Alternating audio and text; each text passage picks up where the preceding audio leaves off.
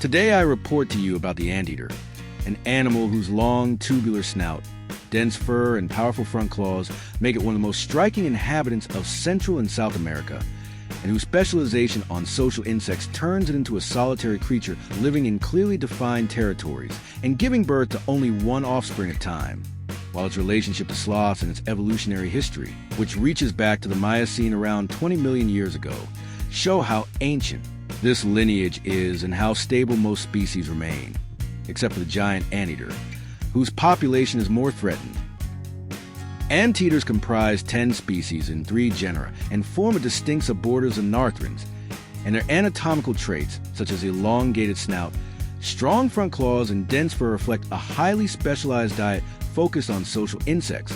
while their habitat ranges from the tropical forests of Central America to the open landscapes of South America. And genetic studies suggest that their evolutionary history is even older than fossil evidence indicates,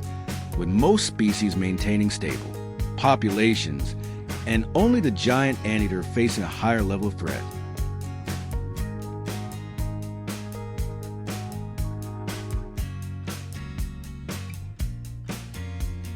Anteaters are small to medium-sized mammals with a head-body length ranging from 18 to 140 centimeters, and their long tail often exceeds the length of the rest of the body and serves as a prehensile organ in some species, while their weight varies greatly from the 250g pygmy anteater to the giant anteater exceeding 50 kilograms. And all species have dense fur and a toothless tubular snout, containing a long tongue and a small mouth opening, while their eyes and ears are small and their strong forelimbs carry long, sickle-shaped claws used to tear open termite mounds and defend against predators, with the number of large claws varying between 2, 3, or 4 depending on the species, and the hindfoot claws being less developed. Anteaters possess a toothless tubular snout that houses a long, sticky tongue and only a small mouth opening, while their dense fur protects them from insect attacks, and their powerful forelimbs with sickle-shaped claws allow them to tear open termite nests, with their eyes and ears being relatively small and the variation in claw numbers serving as an important distinguishing feature among species. While the hindfoot claws are less pronounced and mainly provide stability in their compact body, shape and strong limbs enable efficient movement through dense vegetation, and even climbing in species that possess a prehensile tail.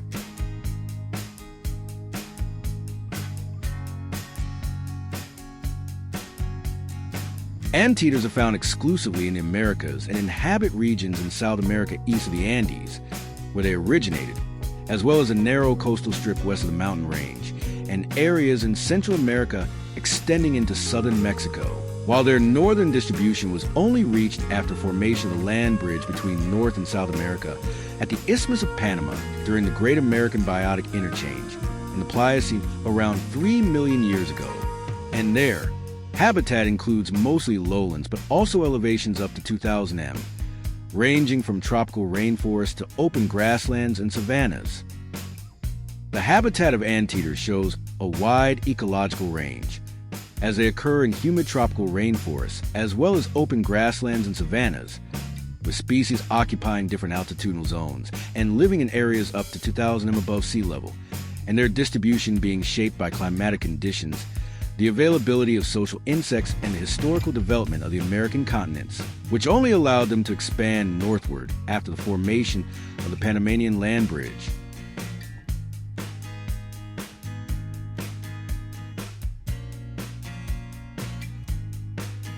The modern anteater species differ significantly in their way of life, as the pygmy anteaters are strictly arboreal and inhabit mainly forests, while the giant anteater lives exclusively on the ground and prefers open landscapes such as savannas, and the tamanduas live both on the ground and in trees, with anteaters generally being solitary animals that come together only for mating and maintain large territories ranging from a few hectares to several square kilometers, while their predators are mostly big cats and birds of prey, and threatened animals rear up on their hind legs and defend themselves with the sharp claws of their forefeet. The lifestyle of anteaters shows strong adaptation to their environment, as the arboreal pygmy anteaters use the dense canopies of tropical forests, while the tamanduas switch flexibly between ground and trees, and the giant anteater roams wide open savannas, with all species living solitarily and marking their territories with scent, while they stand upright when threatened and use their sickle-shaped claws as an effective defensive weapon, which is especially crucial against big cats and large birds of prey.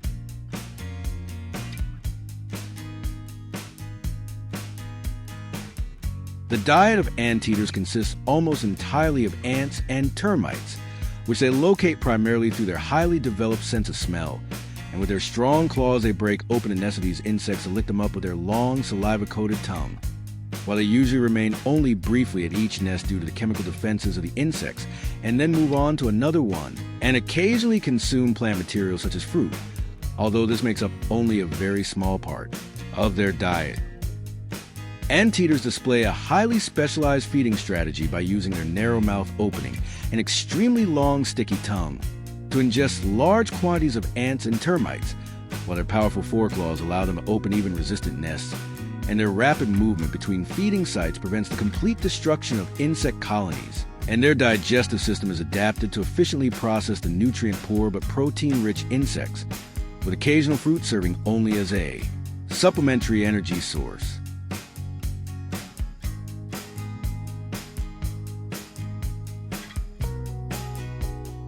Little is known about the reproduction of anteaters, but gestation is reported to last between 120 and 190 days depending on the source, and females usually give birth to a single offspring that rides on the mother's back for several months, while the arboreal species sometimes leave their young on a protected branch fork during foraging. And sexual maturity in the giant anteater is reached at 3 to 4 years,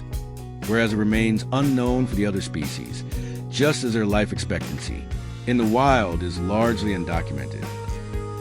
The reproduction of anteaters shows a strong dependence on maternal care, as the single offspring remains closely attached to the mother for months and uses her back as a secure place of transport, while the arboreal species employ flexible strategies and occasionally place their young in branch forks. And the long gestation period combined with the low number of offspring indicates that anteaters have a slow reproductive rate, whose biological details remain largely unexplored in most species.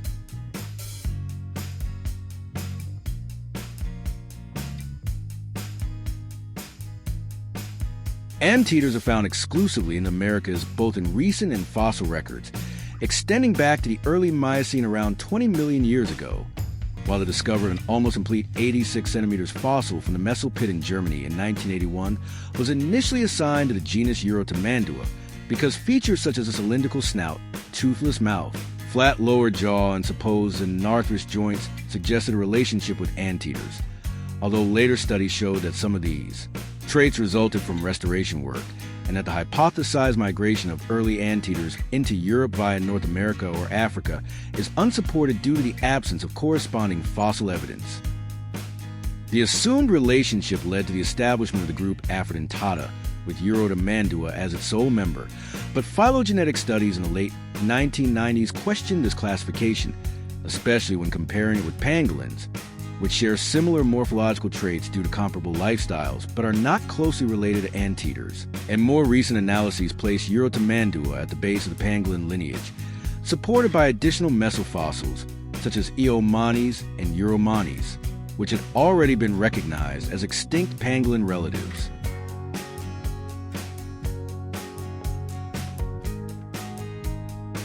Based on molecular genetic findings, the origin of anteaters dates back to the Paleocene more than 55 million years ago, when they separated from the ancestors of modern Slavs, while their fossil record appears relatively late compared to others Anarthrans and represents a rare faunal element, with undisputed metacarpal bone from the early Eocene of Patagonia being an exception, and the oldest definitive anteater fossils coming from the early Miocene nearly 20 million years ago, including a partial skeleton from the Gaiman Formation belonging to a robust animal similar in size to tamanduas, while the Santa Cruz Formation yielded the genus Protomadua, represented by complete skulls and additional skeletal remains, and possibly a precursor of Myrmecophaga and tamandua. In the Middle Miocene, anteaters first appear in northern South America, including a skull of an unnamed form from the 14-million-year-old deposits of La Venta in Colombia that is closer to Myrmecophaga than tamandua, and a partial skeleton of more advanced form known as Neotamandua, which includes at least 4 species, while a nearly complete humerus from the Colin-Kura Formation is also attributed to this genus and indicates a relatively large animal, exceeding the size of modern tamanduas. And additional finds such as a posterior skull fragment from the Araucano Formation and the genus Paleomyrmidon, possibly closer to pygmy anteaters, demonstrate the diversity of Miocene anteaters, while Myrmecophaga is first clearly documented in the Pliocene and expanded far northward during the Great American Biotic Interchange, whereas Cyclopes remains absent from the fossil record.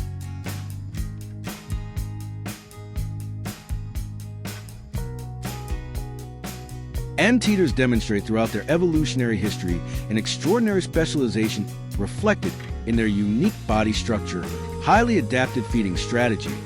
territorial behavior, and long phylogenetic lineage, which stretches from early Paleocene ancestors through rare Miocene fossils to the 4 species living today,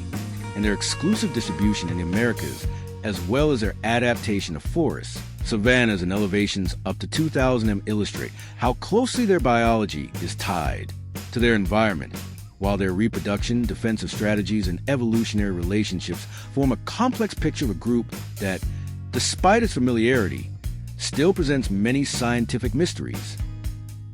This film summarizes the diversity of anteaters by combining their habitats, diet, reproduction, behavior, and fossil history into a complete portrait that shows how these animals have maintained their ecological niche over millions of years and survived predators, climatic changes, and geological shifts, and highlights that anteaters, despite their apparent simplicity, possess a remarkable biological complexity whose ongoing study continues to reveal new insights into their evolution, adaptations, and ecological role.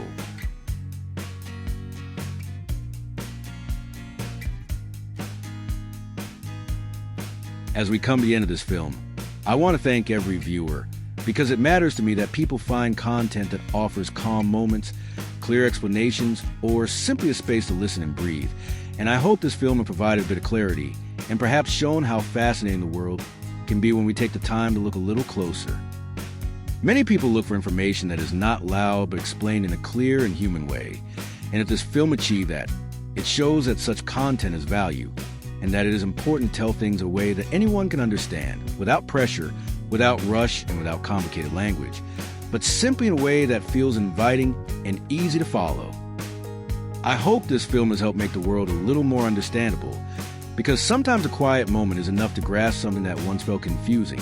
And these are the moments I want to create with my films, so that every viewer feels they have taken something meaningful away, no matter how big or small that thought may be. To finish, I kindly ask all viewers to subscribe to the channel, leave a like, and activate the bell, because every bit of support helps create new films and keep this knowledge available for everyone. And I want to thank each person for their time, their attention, and their willingness to join me on this journey, because that is what keeps this work alive and makes it possible to tell new stories.